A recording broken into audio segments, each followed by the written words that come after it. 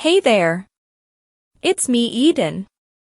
If you are new to the channel, then please subscribe to my channel and visit my Patreon page for early access, link in the comment, thanks.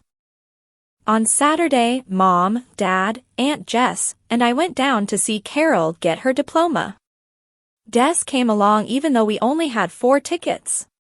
The attendant at the gate allowed Des in after I explained that he was my bodyguard, and I promised that Des wouldn't sit in a reserved seat. He stood behind the rows of seats. Dad was sitting right next to me, so I wasn't worried about anyone annoying me. I had my sunglasses on, as did most of the audience, and I knew that people were thinking more about the graduation than about celebrities in the audience. After the graduates filed onto the field, the ceremony began, and we listened to the speeches attentively, but anxious for the diploma part to begin. Finally, it was Carol's turn to receive her diploma. Mom had brought her camera, along with a telephoto lens, and must have snapped about a dozen pictures during the 15 seconds that Carol was center stage. As the ceremony closed, some of the graduates flipped their mortarboard hats into the air, while most just hooped and screamed. Then they all moved out to join family and friends. We at last got to meet the parents of Carol's roommate, Samantha, and a number of the parents of her other friends also. I guess that my being an actress drew her friends to her so that they could at last meet me in person. I had actually met very few of them before since I hadn't been down to the campus very much. As the crowd started to disperse, I invited Samantha and her family to join us for lunch. I had reserved a private room at a restaurant where we had had one of the movie signings. They agreed to come and Des gave them directions to the restaurant, in case they lost us in traffic. We were a little crowded in the BMW, so Carol rode over with Sam's family in their SUV. The private room in the restaurant was all ready and we were escorted directly there. Everyone placed his or her order and then we talked as the food was prepared. When the meals were delivered, we had a toast to the new graduates, using everyone's beverage of choice. Sam had a job waiting as an intern at an advertising agency in LA and Carol was coming to Europe with Mom, Aunt Jess, and me, before starting her a job hunt. We had a small party for Carol once we got back to the estate. I had thought a lot about whether I should give her a major gift such as new car. I certainly have the means, but I remembered how happy she was when she bought her own first car with money that she had earned, so I decided not to. She seemed happy with the clothes and jewelry that she received from us. Dad left Sunday night so that he could be back at work Monday morning. I had 2 weeks before I had to be in England to begin work on the next picture, but I would have to spend it doing a promo tour for the soon-to-be-released Weep for the Lonely Hearts movie. The next 2 weeks flew by as I hurried around the country doing guest spots on news and talk shows to introduce the new movie. The tour culminated with the movie's premiere and another all-day interview session with the press. I had barely found time to travel down to visit with Barbara and Marge while in Chicago, but I had to make time so that I could pick up the gown that Barbara had made for me. As usual, I found them playing cards in the makeup room. We talked about my career and what was going on in the community theater before going to the wardrobe room for the fittings and alterations. Mr. Tucker stopped in a few weeks ago, Marge said as Barbara sewed. Mr. Tucker came here. Yes. He asked about you. He wanted to know if you were happy. And you said? I said, who wouldn't be happy? Are you happy? I looked down at the floor and thought for a few seconds before answering. Who wouldn't be happy? Marge looked at me closely. What's the matter, honey? Everything is great. I have a great career and a good life. But you're not happy. I'm as happy as anyone else, I guess. But you're not happy. I guess that I'm lonely. I have Mom and Carol, and Aunt Jess is with us now, but I still feel lonely. What about your young man? Oliver? Marge nodded. He's busy with his show and I've been busy with my career. Besides, I don't want to stir up the rumor pool again, so I've been avoiding him when I've been home. What about girlfriends? Sharon is really my only girlfriend and she's busy with her kids most of the time. We had a great time down in the Caribbean, but that's done now, and I haven't seen Debbie since I moved to California. Either she's too busy or I am. Then you have to start getting out more.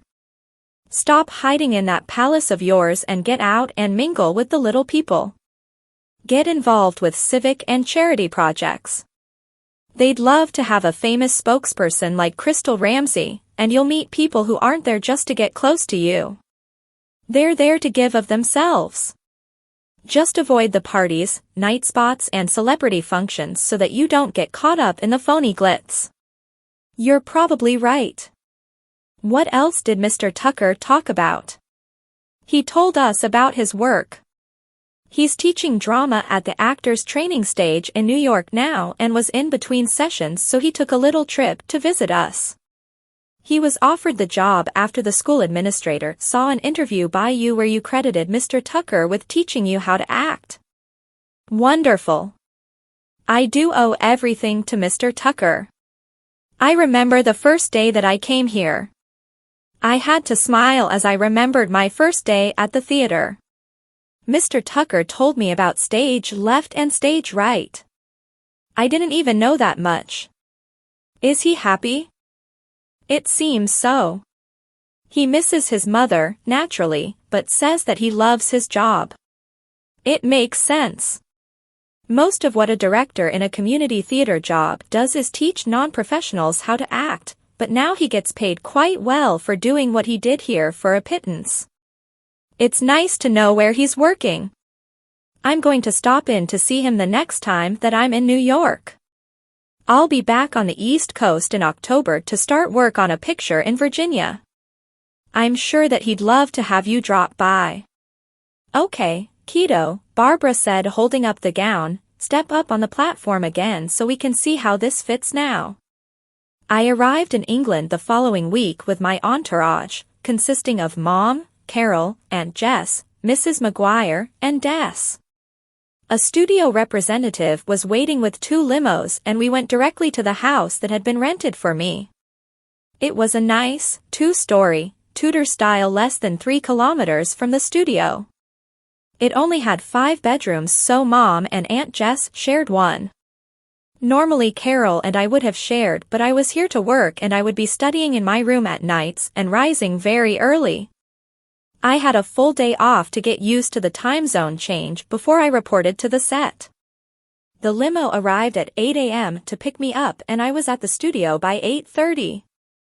A production assistant showed me to my trailer. I settled down to relax with a cup of tea as I looked through a revised script. The PA came back a little after 9 o'clock to show me to the meeting room where the first cast meeting was being held.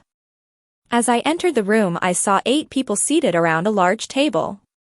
The director, Winston Blodgett, whom I had met at the signing ceremony in LA, stood to greet me and then introduced me all around. I had just taken my seat when Cole Griffith came in. Mr. Blodgett greeted him and again performed the introductions. Cole said hello to everyone and then came over by me and asked the actor next to me if he wouldn't mind moving over to an empty seat.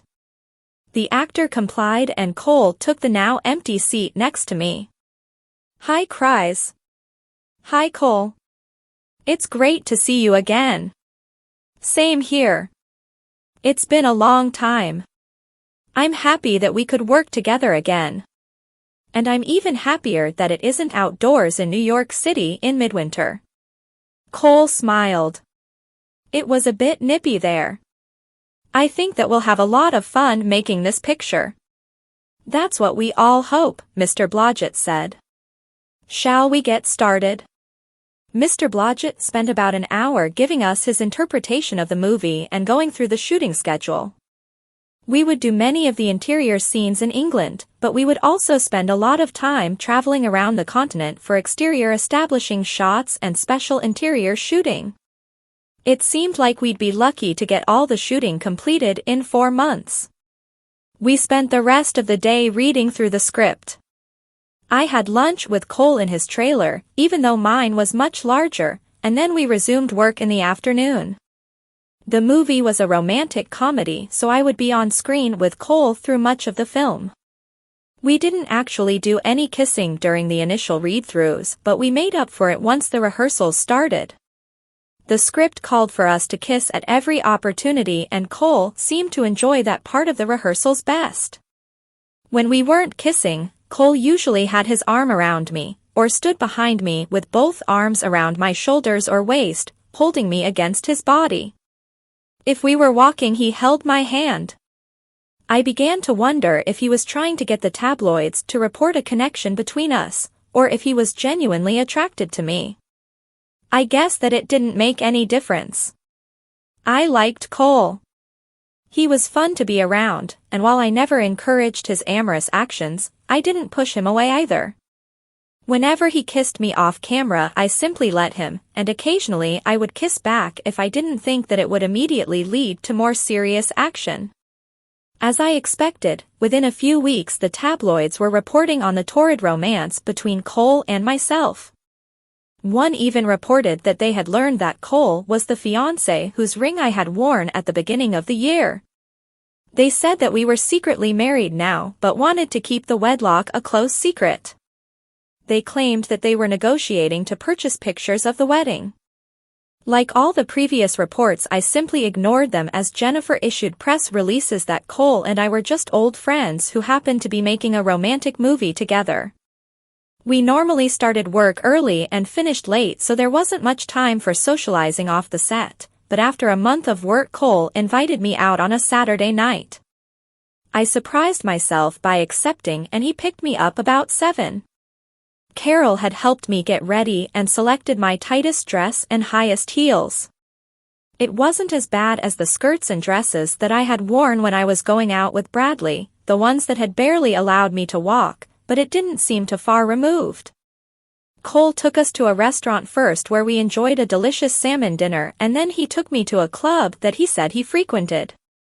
The people at the door ushered us in around scores of people waiting to get in, and I was surprised by the number of people already inside and the volume of the music.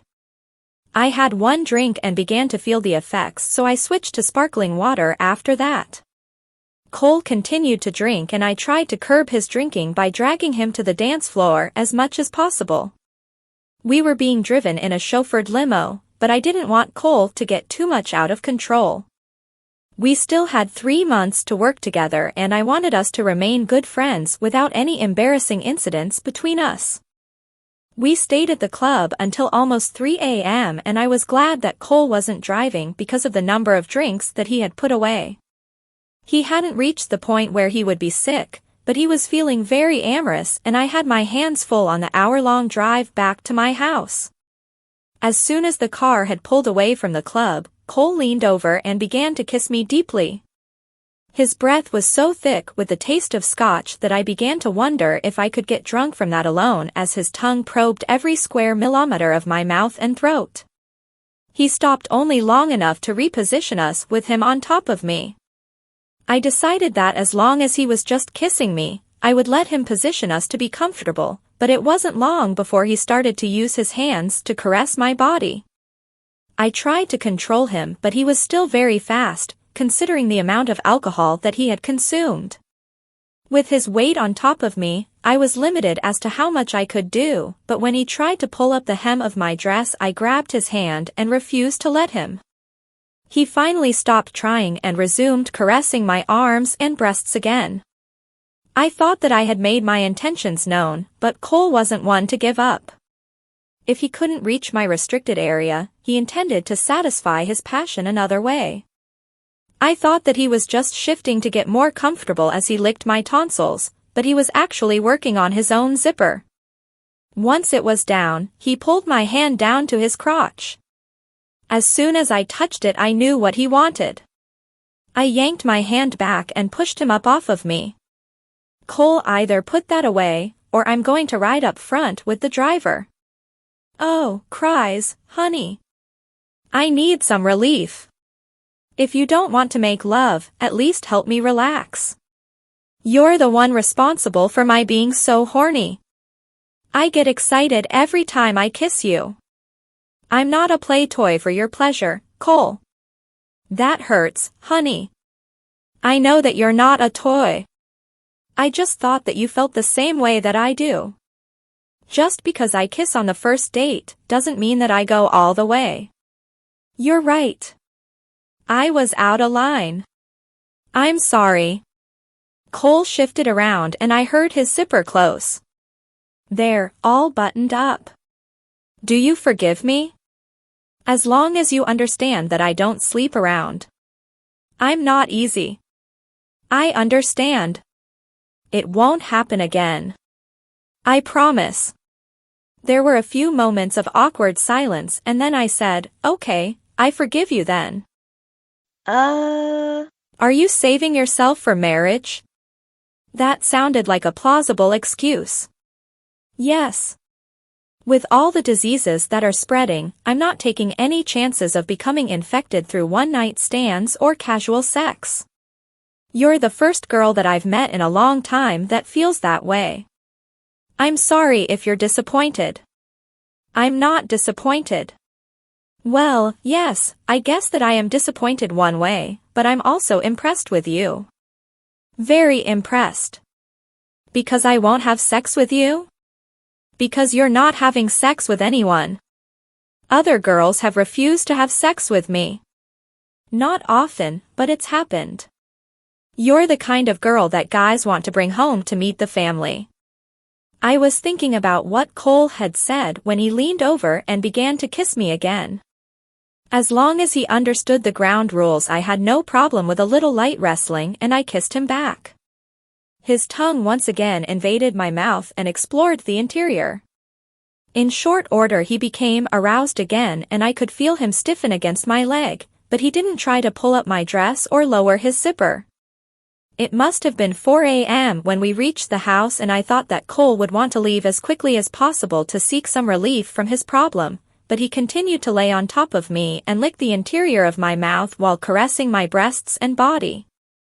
The first faint rays of morning light were illuminating the sky when Cole finally pulled back from my face. You excite me in ways that I haven't been excited in a very long time. I think that I'm falling in love with you. In fact, I know that I'm falling in love with you. I was even before tonight. I'd better be going inside now. It's almost light. Do you love me? Could you love me? I hesitated for a few seconds. I really like you, Cole. You're smart, witty, and fun to be with. Beyond that, we'll just have to wait and see. Will you go out with me again?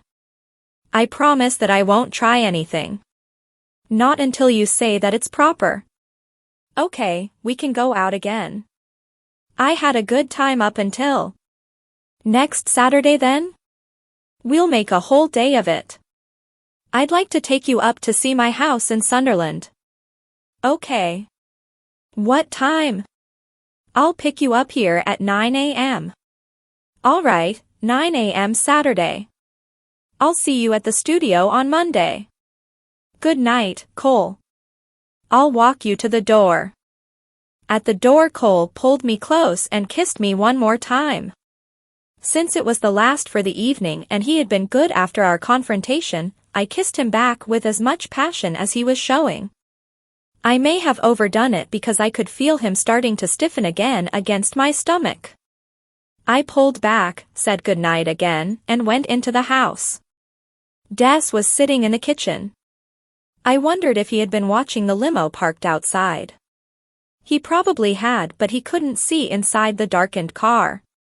Not that he had to. I knew that my lipstick was badly smeared. Good morning, Miss Ramsey. Everything okay? Fine, Des. Thank you. Good night, Des. Good night, Miss Ramsey. I slept until late in the afternoon and then got up and took a long bath.